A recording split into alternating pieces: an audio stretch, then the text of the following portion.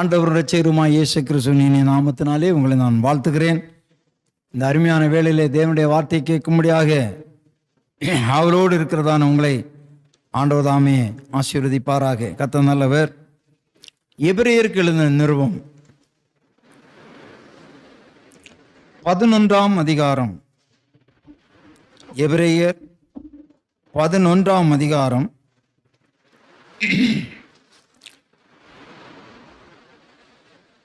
23ஆம் வசனத்திலிருந்து நாம் வாசிக்கலாம். மோசே பிறந்தபோது அவனுடைய தாய் தகப்பன்மார் அவனை அழகுள்ள பிள்ளை என்று கண்டு விசுவாசத்தினாலே ராஜாவினுடைய கட்டளைக்கு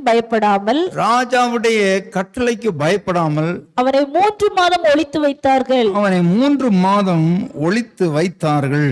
விசுவாசத்தினாலே மோசே தான் பெரியவன் ஆனபோது பார்வோனுடைய குமாரத்தியின் மகன் எனப்படுவதை வெறுத்து அநித்தியமான பாவ சந்தோஷங்களை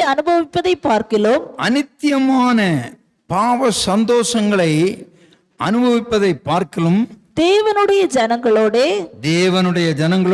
துன்பத்தை அனுபவிப்பதையே தெரிந்து கொண்டு இனி வரும் பலன் மேல் நோக்கமாயிருந்து எகிப்தில் உள்ள பொக்கிஷங்களிலும் கிறிஸ்துவின் நிமித்தம் வரும் நிந்தையை அதிக பாக்கியம் என்று எண்ணினான். போதும். கர்த்தர் நல்லவர். இந்த நாளிலே செய்தியினுடைய தலைப்பு இம்மையா மறுமையா என்ற தலைப்பின்களை பார்க்கலாம். இம்மையா மறுமையா என்று சொல்லி சோதரம் இங்கே பார்க்கும்போது இந்த மோசையினுடைய பிறப்பு வளர்ப்பு இதெல்லாம் யாத்திராம் புத்தகத்திலும் இருக்கும். அதை விடவும் அருமையாக அப்போஸ்தலர் நடபடிகள் 7ஆம் அதிகாரத்திலே இருக்கிறது. இந்த மோசையினுடைய பிறப்பு வளர்ந்த காரியங்கள் எல்லாம் அப்போஸ்தலர் 7ஆம் அதிகாரம் 20ஆம் வசனத்தில் வாசிக்கலாம்.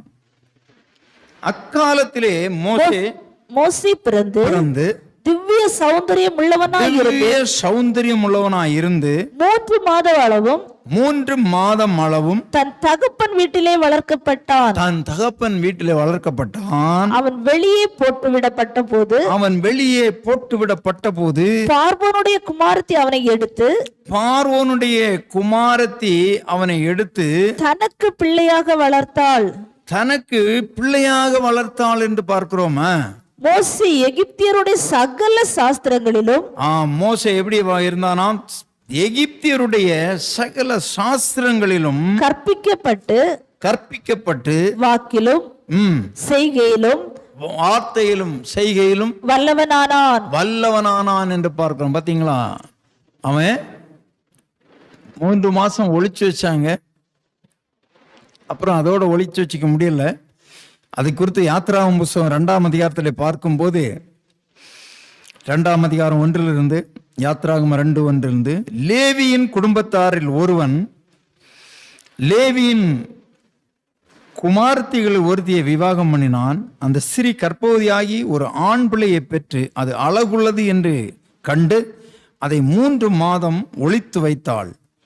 அவள் அதை அப்புறம் ஒளித்து வைக்க கூடாமல் ஒரு நாணர் பெட்டியை எடுத்து அதற்கு பிசுனும் கீழும் பூசி அதிலே பிள்ளையை வளர்த்தி நதி ஓரமாய் நாணலுக்குள் வைத்தாள். அதற்கு என்ன சம்பவிக்குமோ என்று அறியும்படி அதன் தமக்கை தூரத்திலே நின்று கொண்டிருந்தாள். அப்பொழுது பார்வோனுடைய குமாரத்தி நதியில் ஸ்நானம் பண்ண வந்தாள். வாசிங்க தொடர்ந்து. அப்பொழுது பார்வோனுடைய குமாரத்தி நதியில் ஸ்நானம் பண்ண வந்தாள். அவளுடைய தாதிகள் நதியோரத்தில் உலாவினார்கள். அவள் நாணலுக்குள்ளே இருக்கிற பெட்டியை கண்டு தன் தாதியை அனுப்பி அதை கொண்டு வரும்படி செய்தாள். அதை திறந்த போது பிள்ளையை கண்டாள். பிள்ளை அழுதது. அவள் அதன் மேல் இரக்கமுற்று இது எபிரெயர் பிள்ளைகளில் ஒன்று என்றாள். அப்பொழுது அதன் தமக்கை பார்வோனின் குமாரத்தியை நோக்கி, உமக்கு இந்த பிள்ளையை வளர்க்கும்படி எபிரெய ஸ்திரீகளில் பால் கொடுக்கிற ஒருத்தியை நான் போய் உம்மிடத்தில் அழைத்து கொண்டு வரட்டுமா என்றாள். அதற்கு பார்வோனுடைய குமாரத்தி, அழைத்து கொண்டு வா என்றால், இந்த பெண் போய் பிள்ளையின் தாயையே அழைத்து கொண்டு வந்தாள். பார்வோனுடைய குமாரத்தி அவளை நோக்கி, நீ இந்த பிள்ளையை எடுத்துக்கொண்டு போய் அதை எனக்கு வளர்த்திடு, நான் உனக்கு சம்பளம் கொடுக்கிறேன் என்றாள். அந்த ஸ்திரீ பிள்ளையை எடுத்துக்கொண்டு போய் அதை வளர்த்தாள். இப்ப பாருங்க, இதுதான் மோசேயினுடைய சரித்திரமாக இருக்கிறது. மோசே பிறந்த காலத்திலே எப்படி என்றால், அந்த எகிப்திலே இவர்கள் வாழ்கிறார்கள். எகிப்திலே 430 வருஷம் அடிமையாக இஸ்ரேல் ஜனங்கள் வாழ்ந்தார்கள். வேதம் சொல்லுகிறது, அந்த 1ஆம் அதிகாரம் 8ஆம் வசனத்தில் நமக்கு தெரியும், அங்கே யோசேப்பு எகிப்துக்கு கொண்டு போகப்படுகிறான். அங்கே பார்வோன் அங்கே அந்த போத்திபாருடைய வீட்டில் வேலைக்காக போகிறான். அங்கே அவனுக்கு வந்த சோதனை, அதன் பிறகு அவன் ஜெயிலே போகிறான். அந்த ஜெயிலில் இருக்கும்போது அந்த பார்வோன் சொப்பனங்கண்டு அதனுடைய அர்த்தத்தை சொல்லி அவன் அங்கே உயர்த்தப்படுகிறான், ஒரு மேலான நிலைமைக்கு வருகிறான். அதிலிருந்து அந்த யோசேப்புக்கு அந்த ராஜா பார்வோன் அவனுடைய அப்பா உடன்பரப்புகள் எல்லாரும் இங்கே வரவழைத்து, அப்படி மொத்தம் 70 பேர் போனாங்களாம். அவங்களுக்கெல்லாம் அங்கே இடம் கொடுத்து, ஆடு மாடு மேய்க்கிறதுக்கு இடம் கொடுத்து எல்லாரையும் அங்கே தங்க வச்சு பாதுகாக்கிறான். அவர்கள் எல்லாரும் அங்கே பலிக்கு பெருகிறாங்க. பலிக்கு பெருகி பெருகி பெருகி பெருகி பெருகி இப்போ லட்சக்கணக்கான மக்கள் ஆயிட்டாங்க. இப்போ அந்த பார்வோன் மரித்து போனான். இந்த 8ஆம் வசனம் சொல்லுகிறது, 1:8, யோசேப்பை அறியாத புதிய ராஜன் ஒருவன் எகிப்திலே தோன்றினான். அவன் இந்த ஜனங்கள்லாம் பெருகிறத பார்த்து, இவங்க பெருகி நம்ம நாட்டையே பிடிச்சிருவாங்க, நம்மளை துரத்திடுவாங்கன்னு பயந்துக்கிட்டு இந்த மக்களை எல்லாரையும் அடிமையாக வேலை வாங்கி இவங்களை பெருக விடக்கூடாது. அப்போதான் இவன் சொல்லுகிறான், எப்படியாவது இந்த மருத்துவச்சிகள் பேர் பார்க்க போகிறப்ப சொல்கிறான், நீங்கள் ஆண் பிள்ளையா இருந்தால் என்ன பண்ணிடுங்க, அதை கொன்று போட்டுருங்க, பெண் பிள்ளையா இருந்தால் உயிரோட வைங்க. அந்த மருத்துவச்சிகள் தேவனுக்கு பயந்தபடினால அந்த காரியத்தை செய்யாதபடி தப்பு வித்து விட்டார்கள் நிறைய பிள்ளைங்களை. ஆமாம், அப்போது அந்த புதிய பார்வனும் அங்குள்ள ஜனங்களும், என்ன நீங்கள் இப்படி என்ன பண்ணீங்கன்னா, ஐயா நாங்கள் போகிறதுக்குள்ளாலே அவங்க பிள்ளை பெற்றுறாங்க ஐயா, எங்களுக்கே தெரியாமல் பிறந்துருது, அவங்க ரொம்ப பலசாலிங்க அப்படின்னு சொல்லி சமாளித்தாங்களாம். அதனால அந்த மருத்துவச்சியோட குடும்பத்தை ஆண்டவர் என்ன பண்ணாராம், ஆசீர்வதித்தார், தலைக்க பண்ணினார்னு சொல்லி பார்க்குறோம். இப்போ இவன் என்ன பண்ணுறான்னா, ஒரு கட்டளை இடுறான். சரி, இப்போ நம்ம மருத்துவச்சிக்கு போகிறதுக்குள்ளால பிறந்ததா, ஆண் பிள்ளைங்களை எல்லாம் என்ன பண்ணிடுங்க, கொன்று போடணும், பெண் பிள்ளைங்களை வைங்க, இல்லைன்னா கொன்று போட்டுருங்க, அப்படி இல்லைன்னா என்ன பண்ணுங்க, நதியில் தூக்கி எரிஞ்சிருங்க, போட்டுருங்க அப்படின்னு. இவங்க விசுவாசத்தினாலே 3 மாதம் ஒளிச்சு வச்சாங்களாம். இந்த பிள்ளை ரொம்ப அழகாக இருந்ததாம். எப்படி இருந்ததான், ரொம்ப அழகுள்ள பிள்ளை என்று சொல்லி கண்டு 3 மாதம் ஒளிச்சு வச்சு பார்த்தாங்க.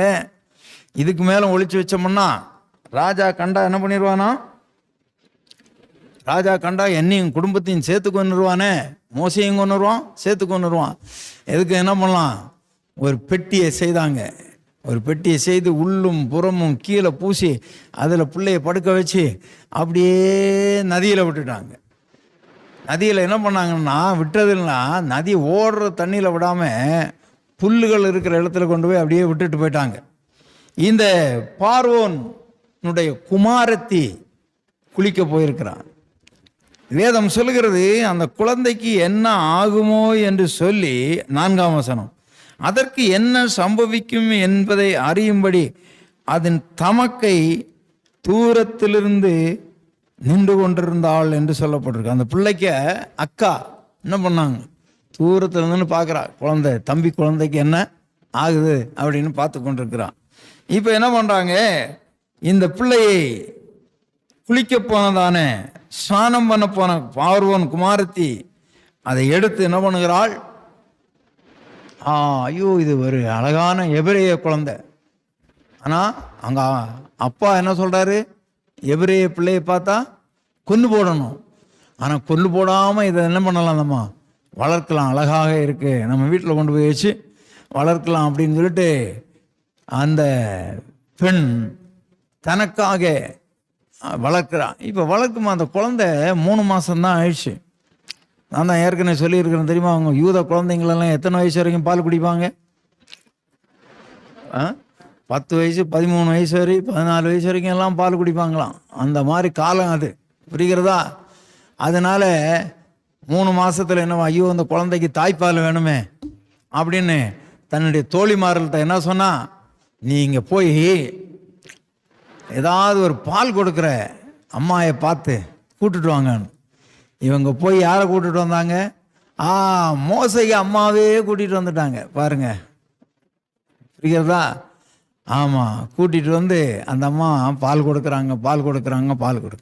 பால் மறந்த பிறகு அந்த பிள்ளைய என்ன பண்ணாங்களாம், திரும்ப அந்த 10ஆம் வசனம் வாசிங்க. இது 9ஆம் வசனம். பார்வோன் குமாரத்தி அவளை நோக்கி, நீ இந்த பிள்ளையை எடுத்துக்கொண்டு போய் இதை எனக்கு வளர்த்துரு, நான் உனக்கு சம்பளம் கொடுக்குறேன். என்ன கதை அப்படின்னா, நீ இதை கூட்டிகிட்டு போய் என்ன பண்ணிடு, வளர்த்துரு, உனக்கு சம்பளம் தர்றேன். இது என்ன கதை பார்த்தீங்களா எப்படி போகுதுன்னு? சம்பளம் தரேன். ஆமாம், எப்படி போய் வளர்த்தா. பிள்ளை பெரிதான போது அவள் அதை பார்வோனுடைய குமாரத்தின் இடத்துல கொண்டு போய் விட்டு விட்டாள். அப்பொழுது அவன் அவளுக்கு குமாரனாய் மாறிவிட்டான். பார்த்தீங்களா? இப்போ அவள் அவனை ஜலத்திலிருந்து எடுத்தேன் என்று சொல்லி மோசைக்கு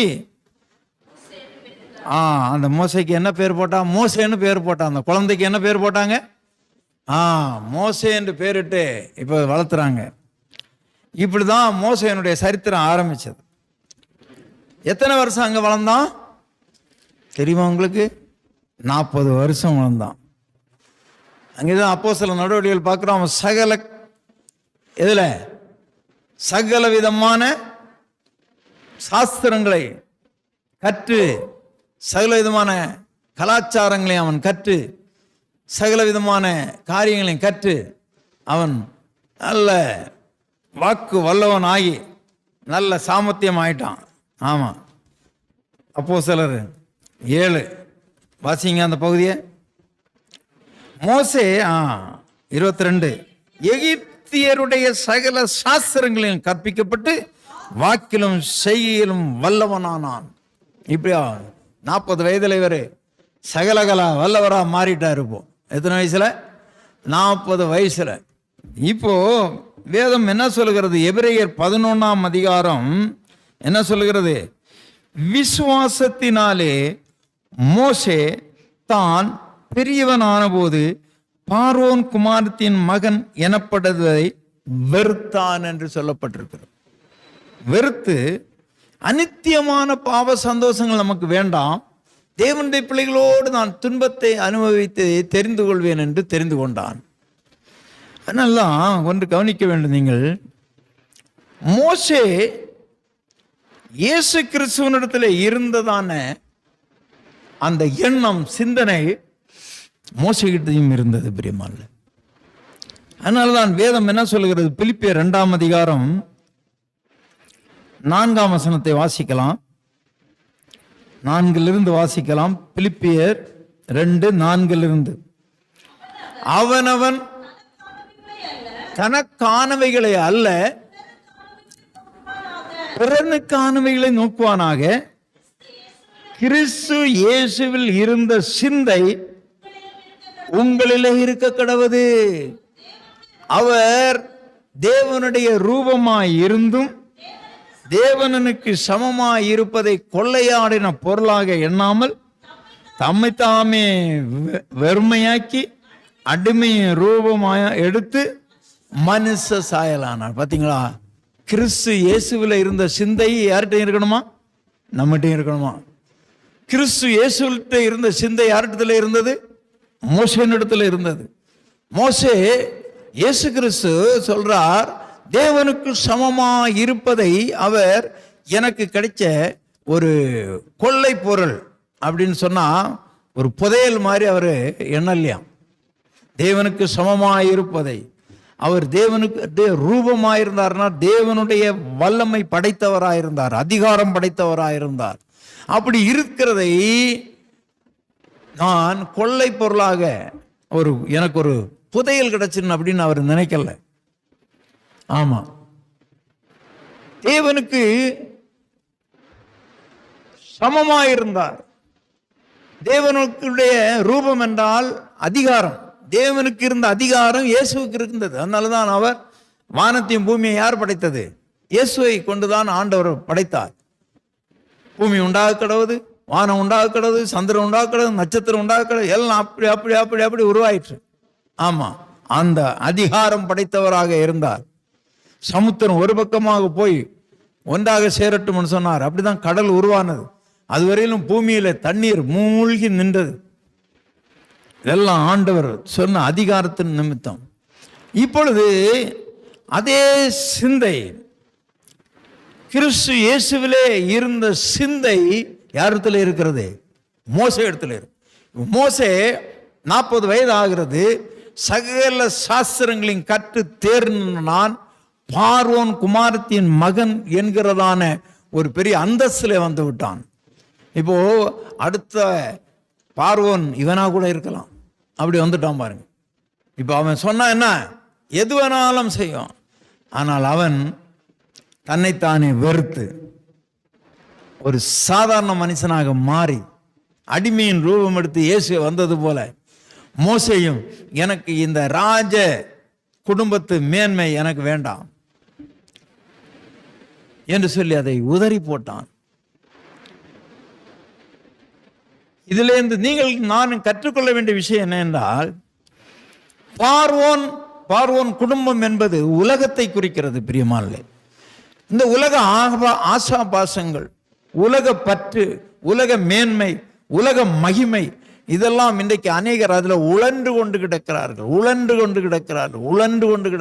அதிலே நல்லவர்களும் இந்த உலகத்தில் இருக்கிறார்கள். நான் சொல்வேன், இயேசுவை அறியாத எத்தனையோ புண்ணியவான்கள் இந்த உலகத்தில் இருக்கிறாங்க. ஆமா, நான் வட இந்தியாவிலே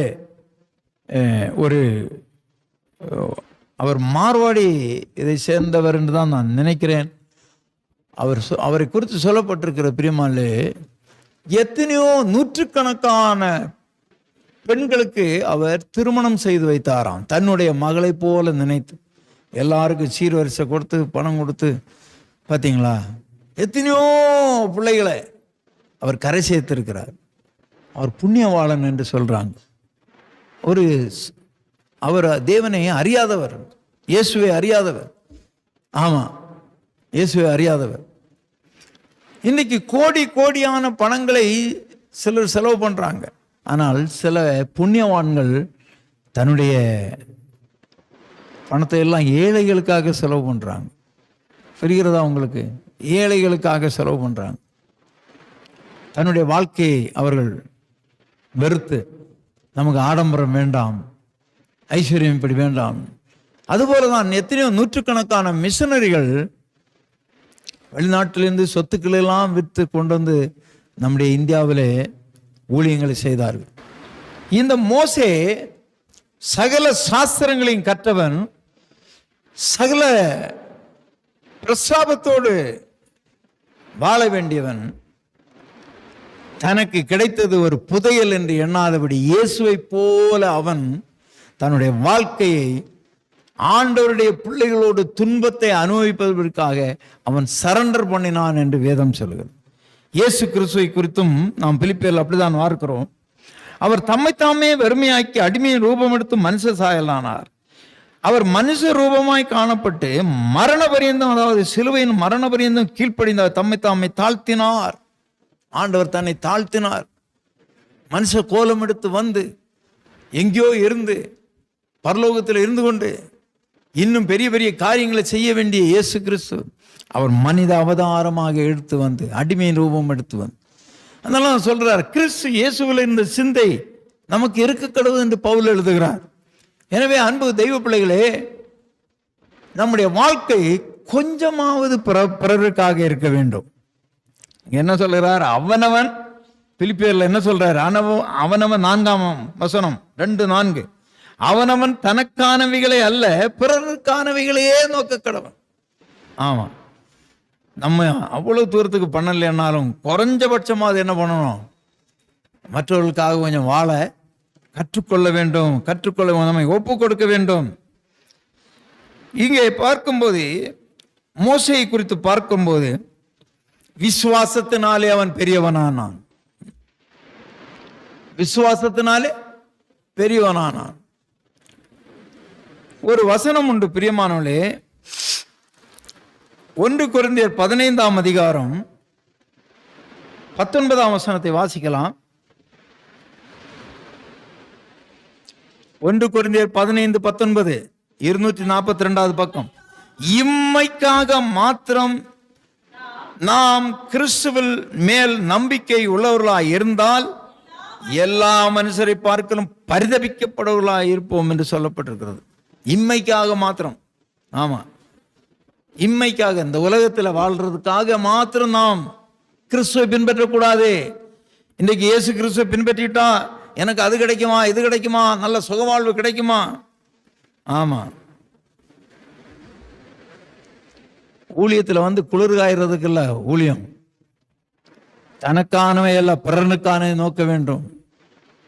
ஆமா, அடிமையின் ரூபம் எடுக்க வேண்டும் பிறருக்காக. இன்னைக்கு ஒரு வேலையும் கிடைக்கலன்னா நிறைய பேர் ஊழியத்துக்கு வந்துடுறாங்க, இதுல வச்சுட்டு பெரிய ஆளாயிரலாம் அப்படின்னு. இம்மைக்காக மாத்திரம் ஆண்டவர் என்ன பண்ணக்கூடாதான்? நம்ம நம்பி வரக்கூடாதான், கவனமா இருக்கணும் பிரியமானவர்களே. நான் அதனாலதான் அடிக்கடி இந்த காரியங்களை சொல்றது. ரொம்ப கொடுமையா போய்கொண்டிருக்கிறது ஊழியக்காரருடைய நிலைமை. இங்கே நாம் பார்க்கிறோம், விசுவாசத்தினாலே மோசே பெரியவனான போது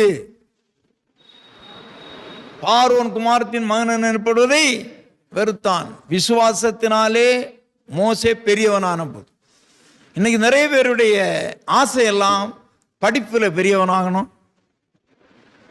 பணத்தில் பெரியவனாகணும், வசதி வாய்ப்புகளில் பெரியவனாகணும், சமுதாயத்தில் பெரியவனாகணும், குடும்பத்தில் பெரியவனாகணும். எல்லாருடைய விசுவாசம் நம்பிக்கை என்னது? பெரியவனாகணும். என் பிள்ளை டாக்டர் படிக்கணும், என் பிள்ளை இன்ஜினியர் படிக்கணும், என் பிள்ளை அப்படி ஆகணும், இப்படி ஆகணும். கனவு காண்றதெல்லாம் ஆசை நல்லதுதான், வேண்டான்னு சொல்லலை. ஆனால் அதே நேரத்தில் என் பிள்ளை விசுவாசத்தில் பெரியவனாகணும்னு பிள்ளைங்க பற்றி பெற்றோர் யோசிக்கணும். என் பிள்ளை எதுல பெரியவனாகணும்? விசுவாசத்தில் பெரியவனாகணும். நமக்குள்ள ஒரு கோல் இருக்கணும். ஆமா, நாம் விசுவாசத்தில் பெரியவனாகணும். இருக்கா? நல்லது, நல்ல கோல். நான் ஒன்றும் தப்பா சொல்லலை. அதே மாதிரி நான் என்ன பண்ணணும்? நல்ல ஊழியத்தில் வரணும், ஆத்தும ஆதாயம் பண்ணணும், ஆண்டவருக்காக வாழணும், விசுவாசத்தில் பெரியவர்கள் ஆகணும். புரிகிறதா? இன்னைக்கு என் பிள்ளை வருங்காலம் இன்ஜினியர் ஆகணும், டாக்டர் ஆகணும்னு டியூஷன் ஃபீஸ் எவ்வளோ கொடுக்குறாங்க தெரியுமா? டியூஷன் ஃபீஸே இவங்க இப்போ ஃபஸ்ட் ஸ்டாண்டர்ட்லேருந்து விட ஆரம்பிச்சிட்டாங்க டியூஷனுக்கு. 12th முடிக்கிறதுக்குள்ளால டியூஷனுக்கே பல லட்சங்களை செலவு பண்ணிடுறாங்க. புரிகிறதா உங்களுக்கு? டியூஷனுக்கே பல லட்சங்கள். எப்படியாவது என் பிள்ளை எப்படி ஆகணும்? நீட் எக்ஸாம் எழுதி பாஸ் ஆகி டாக்டர் ஆயிரணும். ஆனால் என் பிள்ளை விசுவாசத்தில் பெரியவன் ஆகணும்னு யாராவது எண்ணுறீங்களா? ஆமாம், அந்நாள் நேர்ந்து கொண்டபடி அந்த பிள்ளையை பால் மறக்க பண்ண உடனே கொண்டு போய் ஏலியனுடைய சமூகத்தில் விட்டுட்டாருதா, ஊழியத்துக்கு போ அப்படின்னு. இங்கே மோசேக்கு ஒரு எண்ணம் இருந்தது, அவன் விசுவாசத்திலே பெரியவன் ஆனான். உடனடியாக அவன் பார்வோன் குமாரத்தின் மகன் எனப்படுவர். முதலாவது உலகத்தை வெறுக்கணும். பார்வோன்னு சொன்னா என்னன்னு சொன்னேன்? உலகம். உலகத்தை வெறுக்கிற ஒரு வாழ்வு நம்ம இடத்துல காணப்படணும். ஃபர்ஸ்ட் ஒரு எண்ணம் இருக்கணும், நான் விசுவாசத்துல வல்லவனாய் மாறணும், இந்த உலகத்தை வெறுக்கணும், உலகத்தை வெறுக்கணும். ஆமா, நம்ம உலகத்துல தான் வாழ்வோம், உலகம் இல்லாம வாழ முடியாது. ஆனால் உலகத்தின் ஆசா பாசங்கள், உலகத்தின் பற்று, உலகத்துக்கு ஒத்த வேஷம் தெரியாமல் இருக்கு. நீங்களோ இந்த பிரபஞ்சத்துக்கு ஒத்த வேஷம் தரிக்க கூடாது. ரோமர் 12:2 வாசிங்க. ரோமர் 12:2. நீங்கள் இந்த உலகத்துக்கு ஒத்த வேஷம், பிரபஞ்சம்னு சொன்னா என்ன? இந்த கலாச்சாரம் நிறைந்த இந்த உலகம், நம்ம இப்ப இருக்கிற உலகம், இந்த உலகத்துக்கு ஒத்த வேஷம் நாம் தரிக்க கூடாது. இல்லையா? சொல்லலாமா? எனவே மோசே இடத்துல அந்த பார்வோன் குமாரத்தின் மகன் எனப்படுவதை அவன் வெறுத்தான். அடுத்தது 25ஆம் வசனம், எபிரேயர் 11:25. அநித்தியமான பாவ சந்தோஷங்களை அனுபவிப்பதை பார்க்கும். அநித்தியம் என்பது என்ன?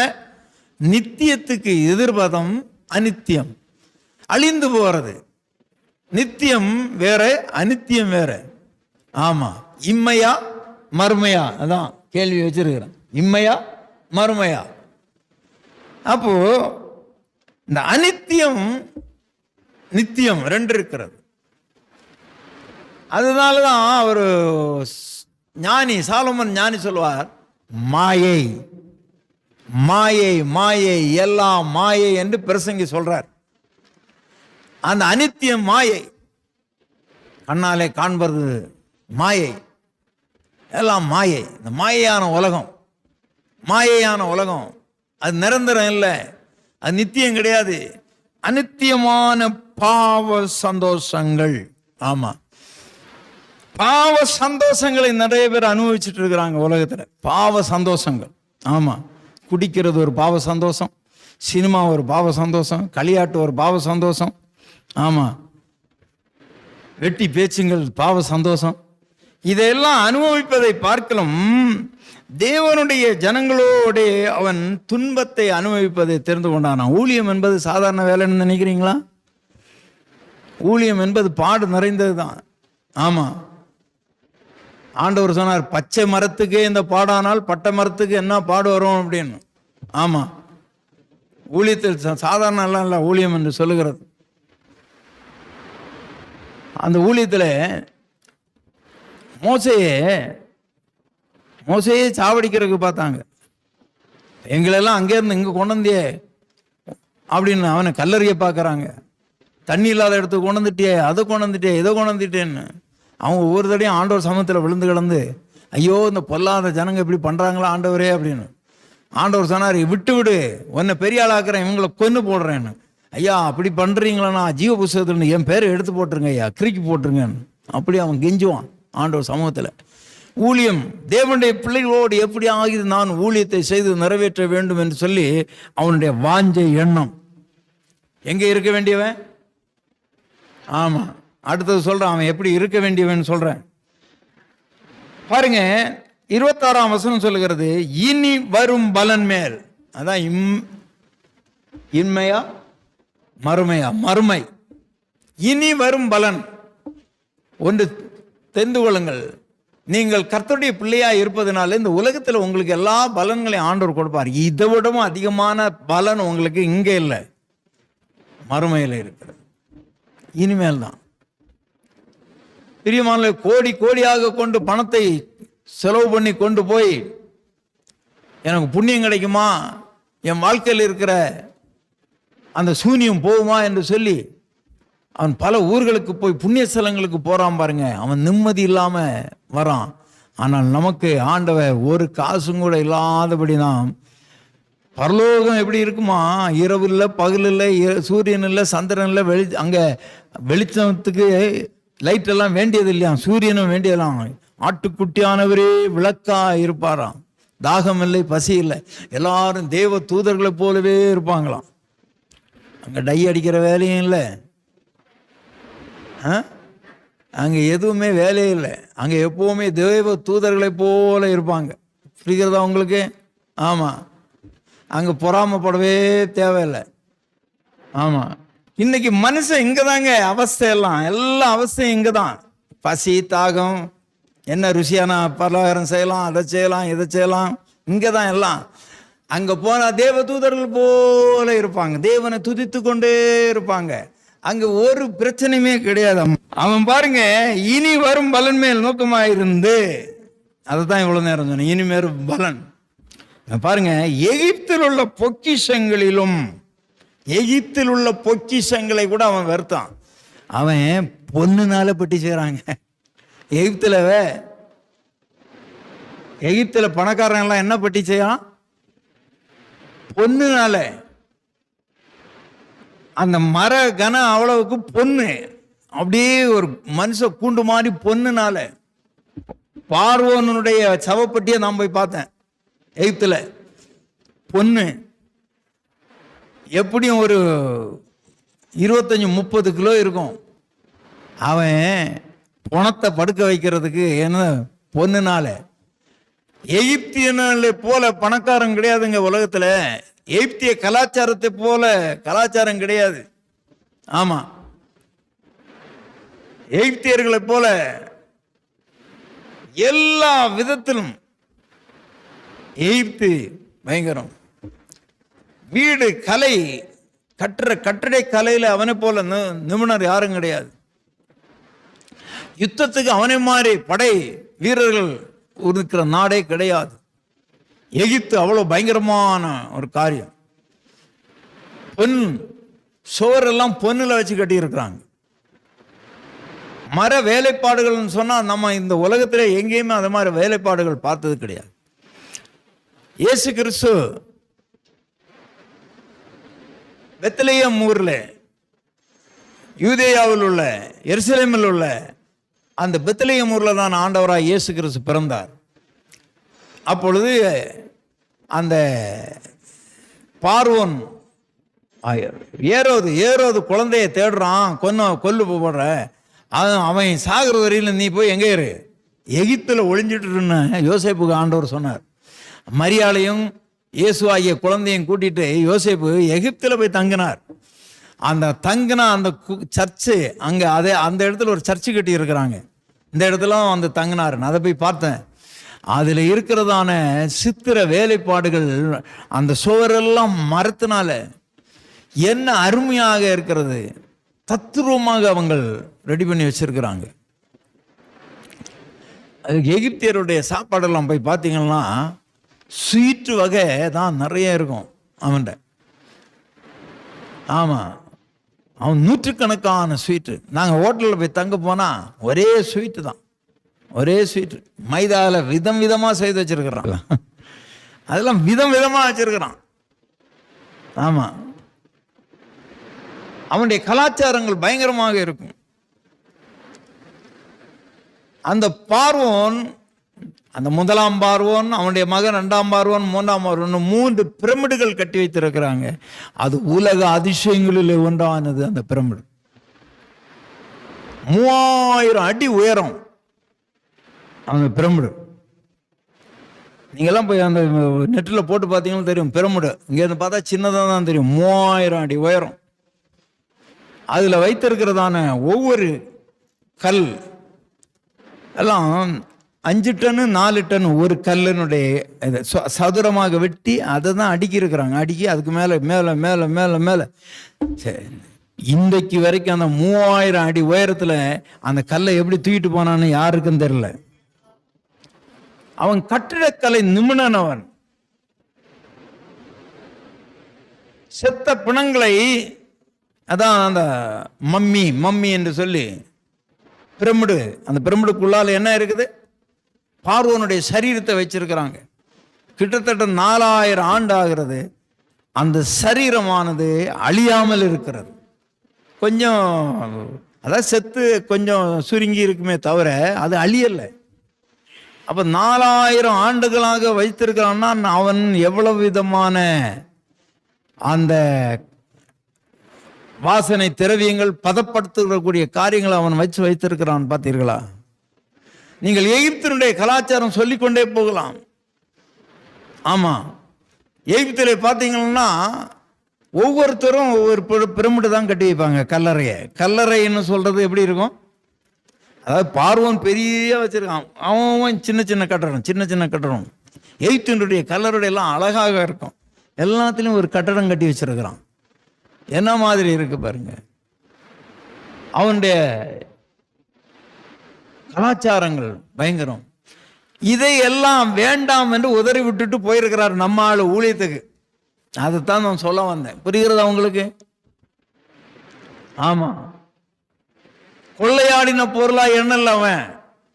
தனக்கு கிடைத்த இந்த வாய்ப்பு, இது ஒரு புதையல் கிடைச்ச மாதிரி என் வாழ்க்கையில லக்கு கிடைச்சிச்சு பாருடான்னு.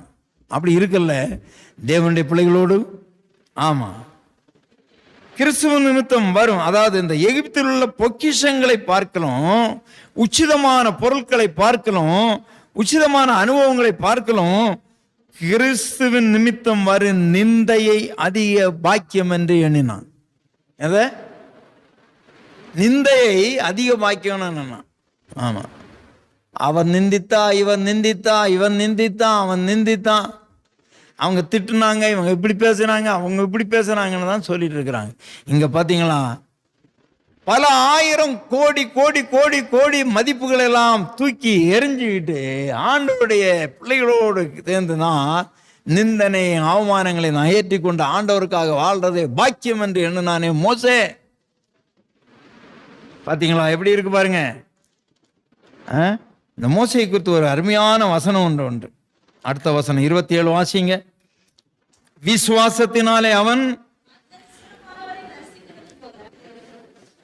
அதரிசனம் என்று சொன்னால் காணக்கூடாதவரை என்ன பண்ணனானா தரிசிக்கிறது போல உறுதியாயிருந்து. அப்படின்னு அர்த்தம் என்ன? காணாத தெய்வத்தை அவன் விசுவாசித்தான், கண்டது போல விசுவாசித்தான். ஆமா, நீர் யாரையா, உங்களுடைய பேர் என்ன? நான் அங்கே போய் எகிப்துல போய் ஒன்று தேவனை ஆராதிக்க போக விடணும், நான் பார்வன்ட்டு சொல்லணும்னா அந்த தேவன் யார், உன் பேர் என்ன அண்ணா? ஏன்னால் அவனுக்கிட்ட 1000 கோடி தெய்வம் இருக்குதாங்க. அவன் வழிபடுகிறது 1000 கோடி தெய்வமா எகிப்தியனுங்க. கண்டதெல்லாம் நாயே, பூனே தான் அவன் ஆரம்பத்தில் அதிகமாக தெய்வம்னு வச்சு கும்பிட்டுட்டு இருந்தானா. எப்படி இருக்கு பார்த்தீங்களா? பூனை, நாய், எலி, கண்டதங்கடியுது அவனுக்கு கடவுள். எல்லாமே கடவுள். காற்று கடவுள், நீர் கடவுள், நெருப்பு கடவுள், குரங்கு கடவுள், பன்னி கடவுள். ஆமா, எல்லாம் கடவுள். அவன் கண்டதெல்லாம் கடவுள் அவனுக்கு. புரிகிறதா? இப்போ அந்த ஆண்டவர்கிட்ட சொல்றான், ஆண்டவரே உம்முடைய பேர் என்னன்னு கேட்டான். நான் என்ன சொல்லணும்? ஆண்டவர் என்ன சொன்னாரு?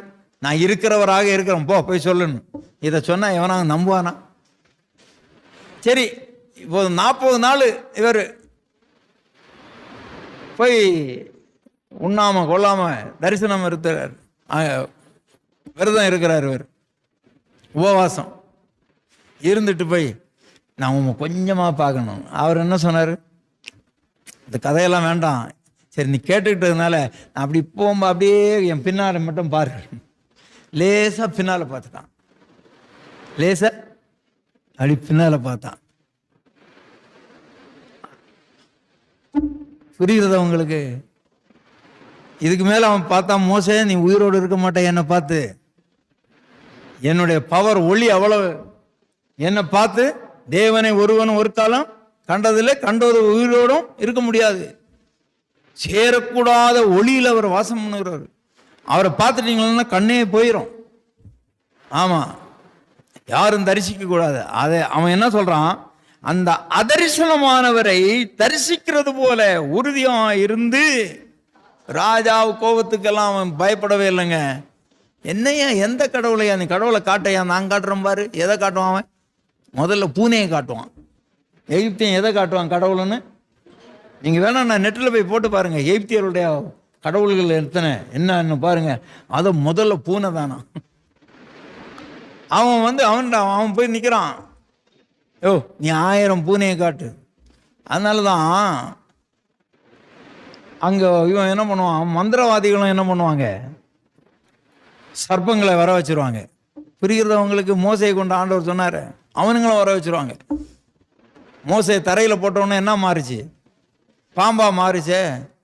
அது வாழை பிடிச்சவொன்னே திரும்பவும் கோலா மாறிச்சே. அந்த மந்திரவாதிகளும் அப்படி பண்ணிட்டாங்கங்க. அவனுங்களும் கோலை போட்டான், எல்லாம் என்ன ஆயிடுச்சு? பாம்பா மாறிச்சிங்க. வேதத்தை படிங்க. ஆனால் மோசையனுடைய அந்த போட்டான கோல் என்கிற அந்த பாம்பா மாறினது, அத்தனை பாம்பையும் முழுங்கி போச்சு. அவன் நம்ம கோல் மந்திர கோலா, அவங்க கோல் மந்திர கோலா, நானா நீ அவன் பார்த்துருவான். இந்த மாதிரி தான் அவனுங்க எல்லாம் பயங்கரமான சோதனைக்காரனுங்க. ஆனா அதர்சனமானவரை கண்டு ராஜாவுடைய கோபத்துக்கு பயப்படாம ஏட்டிக்கு போட்டு நின்னாம் பாரு, ஜெயிச்சாம் பாரு. எனவே அநித்தியமான பாவ சந்தோஷங்கள்ல இனி வருகிற பலன் மேல் நான் நோக்கமா இருந்து ஆண்டவருக்காக வாழணும். வெறுக்க வேண்டியது வெறுக்கணும், விட வேண்டியது வெறணும். இன்னும் நமக்கு அது இது அப்படின்னு சொல்லிட்டு வாழக்கூடாது. நாம் போக வேண்டிய தூரம் வெகு தூரம். அது மகா வல்லமையான ஒரு இடம். கண்களை மூடலாம். நாம் கர்த்தர் நல்லவர். ஆண்டவரை ஸ்தோத்தரிக்கலாம். பரிசுத்த ஆவியானவரே, மோசேயை குறித்து பார்க்கும்போது ஆண்டவரே, அந்த கிறிஸ்து இயேசுவில் இருந்த சிந்தை மோசேனிடத்தில் இருந்தது. ஆண்டவரே, இயேசு கிறிஸ்து தேவனுக்கு சமமாயிருப்பதை கொள்ளையாடின பொருளாக அவர் எண்ணவில்லை. தம்மை தாமே வெறுத்து அடிமையை ரூபம் எடுத்து மனுஷ சாயலானார். மோசேயும் கூட அந்த எகிப்தில் உள்ள பொக்கிஷங்கள் ராஜாவுக்கு மகள், ராஜாவினுடைய மகளுக்கு, பார்வோனுடைய மகளுடைய மகன் என்பதை அவன் வெறுத்தான். தேவனுடைய பிள்ளைகளோடு அவன் துன்பத்தை அனுபவித்து தெரிந்து கொண்டான். பிரியமானது, எனவேதான் மோசேயுடைய சரீரத்தை இயேசுவே ஆண்டவரே அடக்கம் பண்ணார். தேவனே மோசேயுடைய சரீரத்தை அடக்கம் பண்ணினார். எவ்வளவு அருமையானது! அவனுடைய கல்லறை என்ன யாரும் தெரியல. 120 வயது உள்ளவனாய் மரிக்கும் போது கூட அவன் பலன் குன்றி போகவில்லை, கண்கள் இருளடையும் இல்லை. ஆண்டவரே, மோசேயினிடத்தில் இருந்த விசுவாசம் எங்களிலே காணப்பட உதவி செய்யுங்கள். விசுவாசத்தை வர்த்திக்கப்படும். பிள்ளைகளை ஆசீர்வதி, தொடர்ந்து வழி நடத்தும். இயேசுவின் ஜெபிக்கிறேன் பிதாவே, ஆமென்.